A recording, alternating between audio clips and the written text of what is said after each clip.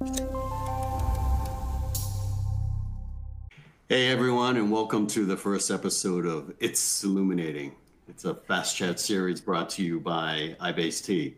So in this VCast series that we're going to have here, the goal is to help you stay up to date with the latest developments in complex discrete manufacturing, of course, right? As told you through the eyes of the experts at iBase-t and our ecosystem of partners, and of course, a few manufacturers and customers along the way will join us.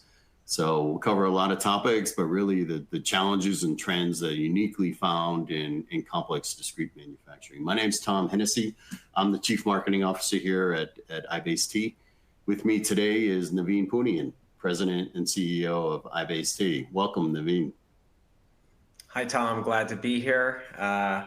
Glad to be why not start at the top, right, for these series, and we'll have some fun here today. So, and our topic today is, since it's calendar year end for us, for everyone going into the holidays. So we're going to take just a short look back at the last year and tie it into what we see and maybe some predictions for going forward for manufacturers in 2024. So Naveen, busy year for you, right? In 2023 for sure, and iBase-t and our customers. So what are you seeing out there last year in digital transformation in our customers? How's the momentum? So definitely 2023 was a year of let's get this started, right? So a lot of people, starting or accelerating some of their digital transformation journeys. But really, when you start to look at 2024, there's trends that are happening that are really pushing customers to really double down in this area. One key thing that we're seeing in the market, and one major prediction is just the need for sustainable manufacturing. The way people have been doing things has just not always been the best way. There's a lot of waste. There's a lot of rework, doing things that really aren't good for the environment, and taking extra energy even to be able to do that. So, Deloitte's estimating that manufacturing processes are using roughly 1/3 of the world's energy. So, there's a need to conserve energy, but also take care of the planet. And really, how do you do this? You really need to use digital technologies to get you there. And how do you leverage manufacturing data to put those into operational benefits and create those enhanced efficiencies, right? Using those technologies. And then using that data, right, to create those improvements that lead you to be a more sustainable manufacturer and have net zero carbon emissions. So this is going to be, I think, a key driver. And when you look at the market, whether it's Europe, which has been leading the pack, even in the United States, the SEC is proposing climate disclosures and putting in rules to really require companies to report on their emissions. And so it's going to be in everyone's best interest to improve how they manufacture and improve those types of emissions. Times are changing for the better, for sure. So looking back, last year I know was a huge year, and mega issues around inflation and dealing with in supply chain. So what do you think is going to happen going forward? And I don't want you to make economic predictions, but I'm sure customers are feeling the pain. So inflation, just from an economic standpoint, no doubt that's driving up costs for all manufacturers. So they need to find ways to get those margins back in line. But not only that, you look at the supply chain disruptions, geopolitical instability, even reshoring of manufacturing, right? All these are leading to higher costs, right? I'm not going to be able to just use maybe cheaper labor that I used to before. I'm going to have to use more expensive labor as a result. So companies and manufacturers are really looking at, how do I create a sustainable way to build products more quickly, more efficiently, but really, how do I reduce operational cost, right? So that's a big driver for companies. And really, how do I put systems in place to get better visibility and have better forecasting as to how I'm going to be performing this work, and how do I really manage the day-to-day operations and do it more effectively, and how do I get the data to really understand how I do that, right? So that's been critical for manufacturers, and just getting or using that data too. And you start to think of things like AI and how this is a driving force in the market. But how do I get data, and how do I trend the data so I can be more predictable about how I'm manufacturing, or how do I even see where errors are, or how do I see the blind spots of what we're doing and make corrective actions on that, and then hopefully one day automate all these very effectively. Yeah. So better decision making, more efficiency through intelligence and through data and through information, be able to do that. So you talk to a lot of leading leaders at aerospace defense OEMs and down through the supply chains as well. What's on their mind? What are you hearing from them, and what's the trend that they're looking at for next year?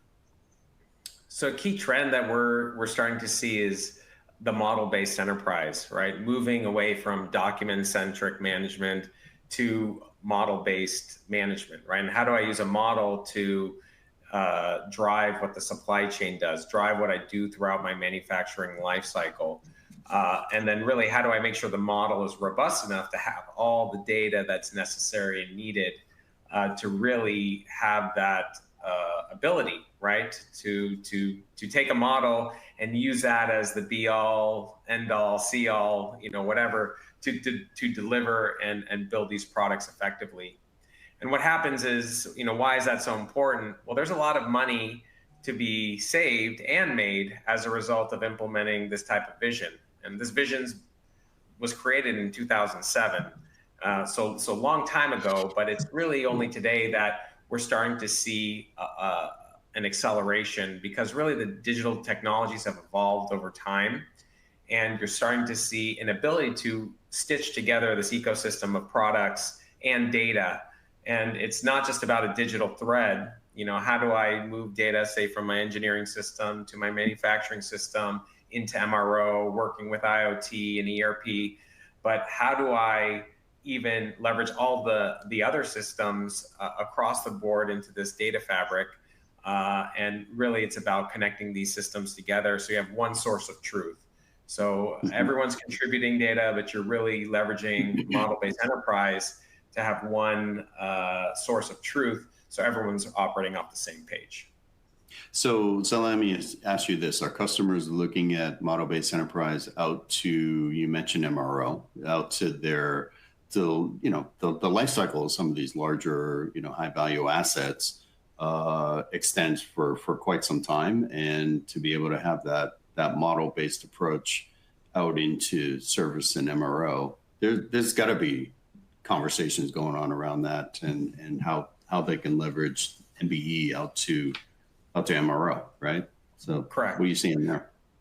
Correct. So you can imagine you design a product, you build a product, it goes out into use, and then it comes back, and there's all these learnings that you have on that. How do you take that and deliver this back to the model, and how do you improve your designs and your models? So the data that you can use a model to build and drive manufacturing, and even if there's manufacturing engineering change, you can use that to drive the model. The same thing can be said for MRO. And so there's a lot of importance about making sure MRO is a part of the overall digital strategy. So whether it's model-based enterprise, but a digital strategy in general, whether you're just trying to get your digital solutions in place, what we're seeing in the market is MRO is accelerating just as fast, if not faster, than even what we see in MES. Because there's still the same efficiencies there. If you still have to take apart a product, put together a product, do planned work and unplanned work, you still need to manage a complex set of processes, a complex supply chain, and you still want the traceability of what you did, because when this product goes out into the market, you want to leverage that again, right? So I think there continues to be a push here around MRO, and digital transformation is also going to be a key aspect of that. But how do you connect it all together is also just as important.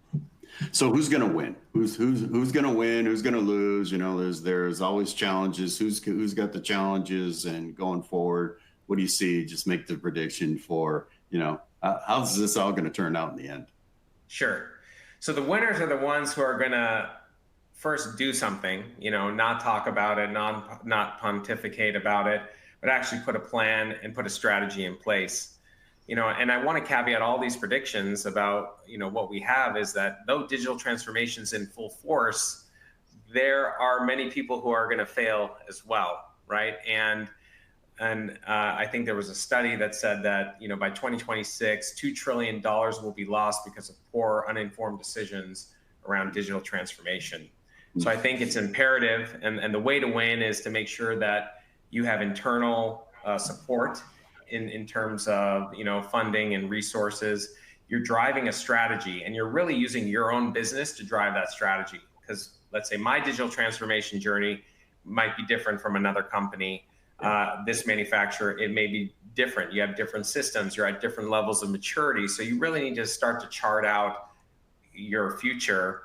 And, sometimes that requires a full-time person who's really thinking and obsessing over this. We're seeing things like chief digital officers who are coming into the mix and building those strategies. And so you can use consultants, but at the end of the day, you know your business best. So you need to use your business requirements to build that strategy, leverage the ecosystem, whether it's consultants or software vendors or partners to really help you with that. And I think, common sense will always come into play and will kick in when you start to dig into the details as you try to determine your digital transformation journey. Great, good stuff. Good words of advice and what to look for in the coming year. Thank you. Thanks for joining us today. We're gonna keep it short and to the point, and we'll follow up with additional topics and throughout the series and bring on some more experts around MBE, MRO, the topics Naveen was talking about here. So thanks for joining us today, Naveen. Thank you. Appreciate it. All right, that's Soluminating.